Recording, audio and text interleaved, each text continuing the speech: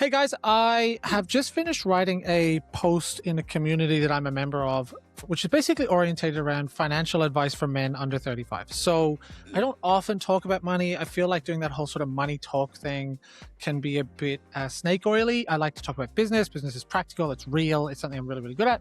But, we've had some really good financial outcomes over the last 3 to 4 years. And I thought, hey, why not share something that I would have liked to have heard earlier on? So there's five of them. There's probably 1,000 of them that I could talk about, but there's five that I spoke about that really sit well for me. I'm just going to read them to you as well. So the first piece of advice I have for men that are under 35, that are early on and that want to make some money or want to understand money better is know that time is your friend. You are not racing against this booming clock that's measuring your success. There's this sort of feeling or sensation in young men, definitely today, I know I felt it for a long time, that seems to center around being good enough, quick enough, get the girl, get the car, get the house, get the watch, get the clothes, post the photos, etc., etc., as quickly as possible.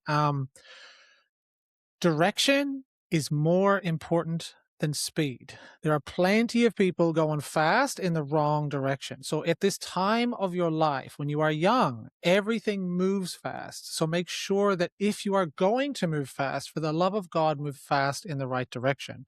So I would focus on three things as a priority. As soon as you can, secure a skill with scale, preferably a high value skill. The second thing you want to do is get really, really good at it. And then the third thing you want to do is as you get really good at it, there are going to be like major milestones that you have to transact through or go through in order to unlock ways to make more money with that skill. Just buy that. Like, just go to someone who's done it and ask them to help you. Okay. So what I mean by this is, like, get a skill that allows you to make money today, preferably tomorrow, and ideally at scale. So a really simple example of this would be like carpentry. You can secure money today by selling your time multiplied by your skill. And as you get better, because you have a good skill, you can multiply someone else's time and sell their time on behalf of them and make a profit. That's a business. So it's a really simple example. If you want to get good at like leading carpenters, speak to a senior carpenter. If you want, do you know what I mean? Like, chase it out. So it doesn't really matter the skill, to be fair, as long as you can scale it. So another great example is sales. Like, it's one of the best scales you could probably get a hold of. So it doesn't matter the skill, but you might sometimes think, oh, I should get a super highly paid profession. So like a nice example of this is, like, I spent a lot of money last year on a back surgery. So you can definitely spend time, effort in developing a super high skill like surgery. So surgeon, they commit like 12 to 15 years of their life to their craft, and then they make millions and millions of dollars a year for about 40 years, maybe more, maybe less. But at the end, they don't actually have anything to sell.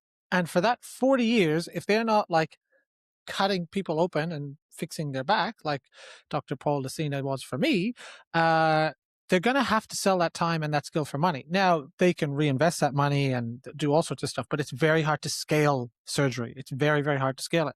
I would say, if you're Joe Blow like me, pick a simple skill that scales. And your greatest asset at this stage is your time. So be purposeful, be consistent, pick a lane, and be patient. Like, be constantly patient. It's a marathon. It's not a sprint.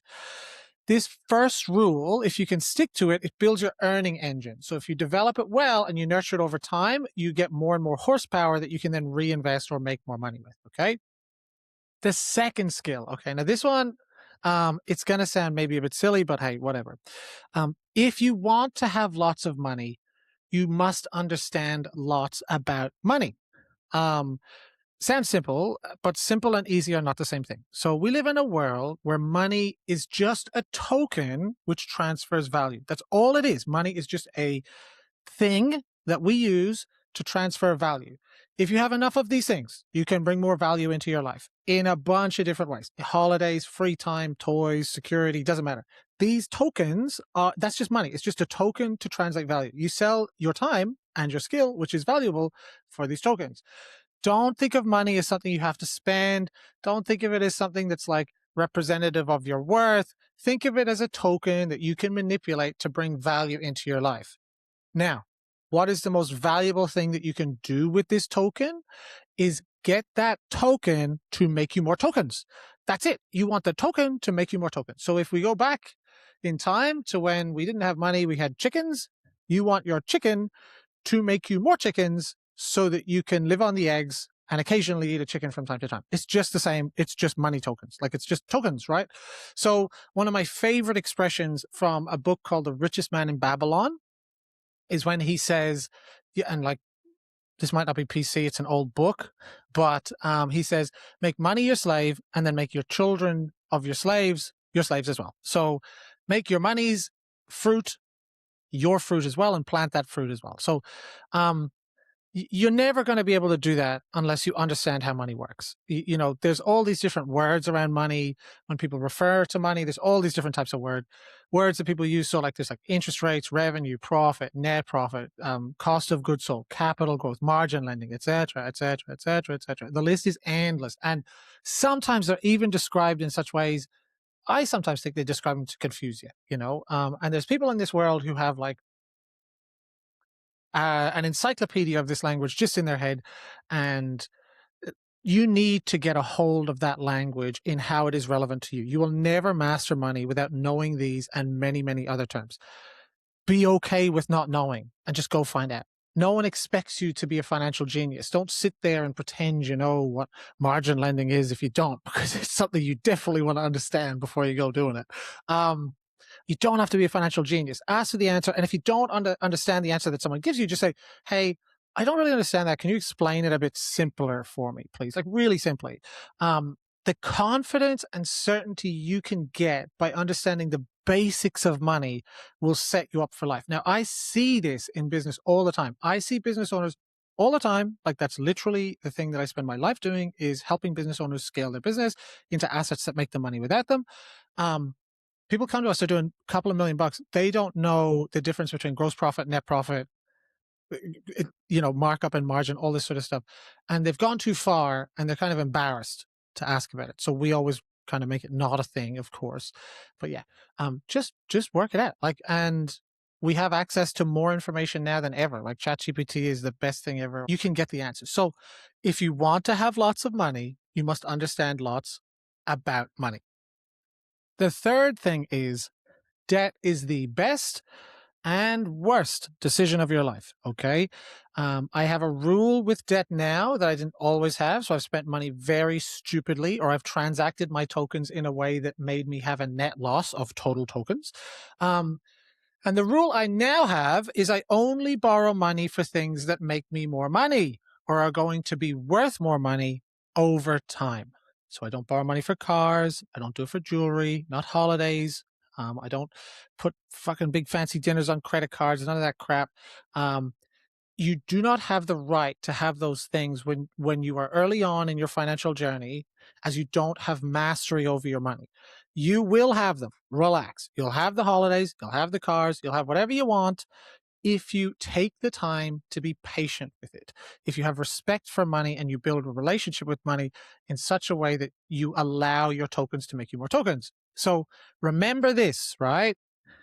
No, like, it's just so obvious when I say it, right? The people who are going to give you their money so you can use it when you don't have money, they are doing that because they want to make more money. They don't want the same amount of money back. They want more money back. So like, that's their fruit tree. That's their chicken. There's no other reason that someone's going to give you money, AKA debt, unless they want more money back. Now, there's nothing wrong with that. That's actually very smart, but just spend their money on something that makes you more money than you have to pay them back over time. Okay. So just spend it on something that makes you more money, not less money. And like, cars are the worst. And that was my thing. I used to spend money on cars.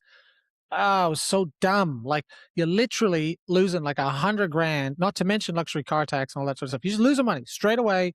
And sometimes you don't feel it. That doesn't mean you haven't lost money. You just haven't felt the loss of the money, right? So if you're making heaps of money, you can do it, but know that like, it's not really the price of the car. It's the price of the car and the price of the money to buy the car and the loss in the value of the car when you go to sell the car. Like, it's not a great decision, right? So debt is the rocket fuel for your financial freedom. If you take that same money and you buy a house and that mortgage repayment pays off like 70% of that, the rent pays off 70% of the mortgage, and the house goes up in value because they can't build houses quick enough, and people want to live in these locations. Like, that's how you make more money, right? So debt is the rocket fuel for your financial freedom, but it will burn your house down if you're not careful. So rule number 4 is financial discipline.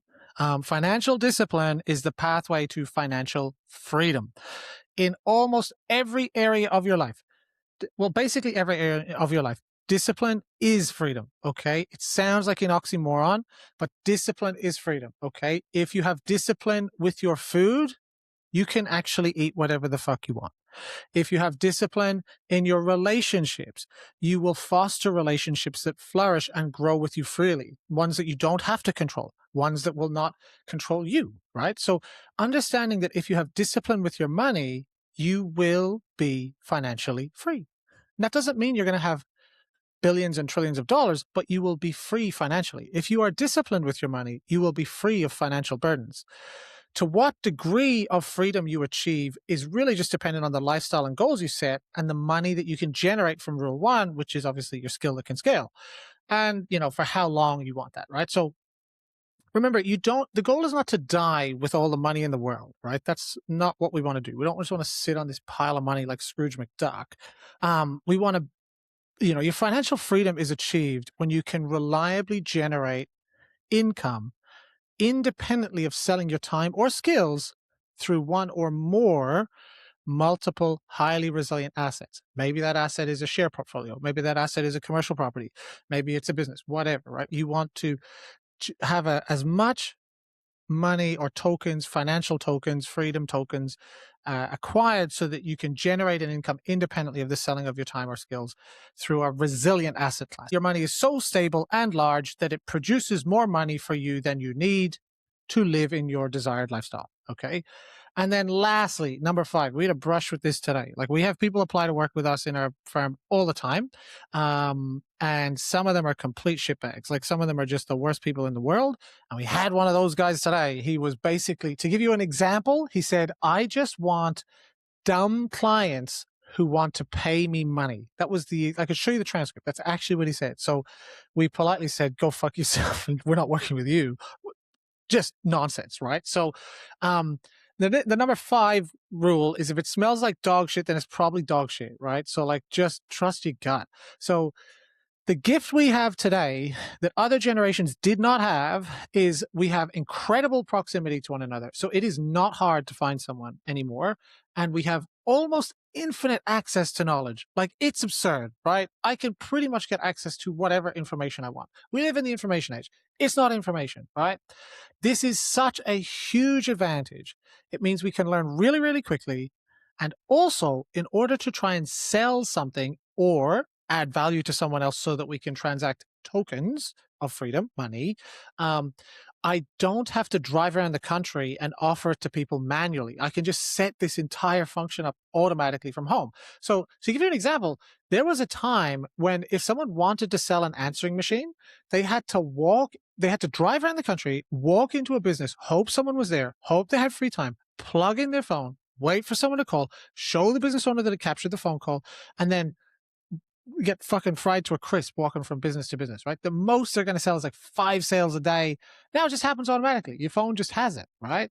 That also means, because we have so much ease of access to people and we have so much information, that the ability for people to manipulate you or create like horseshit products and inflate value is infinitely easier. There's no real world validation anymore. Like, if the fucking answering machine didn't work, you're not buying it. Like, if the guy hasn't come to show you that it's actually going to work, you're not buying it. There's all of these previous requirements for things to be valid and real that just have disappeared now. There's no barriers to entry. So you can see this really clearly when people sell you courses and shit. Like, when you have these course bros that are selling you how to it was day trading, and then it was life coaching, and then it was being a remote closer, and then it was a marketing bro, and now it's AI specialization. It's just like this never-ending conveyor belt of the next thing that, if you just pay me this money, I'll show you how to be financially free, right? There are no remote closers anymore. There are just remote closers that teach remote closers to be remote closers that ultimately become remote closers that teach remote closers how to become remote closers to become, and it's just like the classic course situation. So when I exited my first profession and business, I decided to hire a business coach to teach me how to become a business consultant and business coach. I knew way more than that guy did. And I could quickly see that he had made his money through selling the dream and information about the dream, not the outcome. Okay. So if someone tries to sell you an opportunity to do what I did, and if you work really hard, you might get it too, just get them to guarantee the outcome if you meet their expectations of hard. If not, don't buy the fucking product, right? So we live in the information age. You do not need another course. You do not need more information. You need direction plus implementation plus discipline multiplied by time. If you have those four things, you will be fine. All the other products and services, in my opinion, are distraction. They are, you don't have to ignore them, right? But you can just know what they are. Like, use them, extract the value from them. Do not get caught up in whether or not they actually ripped you off. Just know what you're buying, extract the value, and keep going. Yeah. There's probably 100 of these things I could write, but right now, this one seems to be responding really well. I hope you found it valuable. If you want more of this, let me know, because it's quite fun.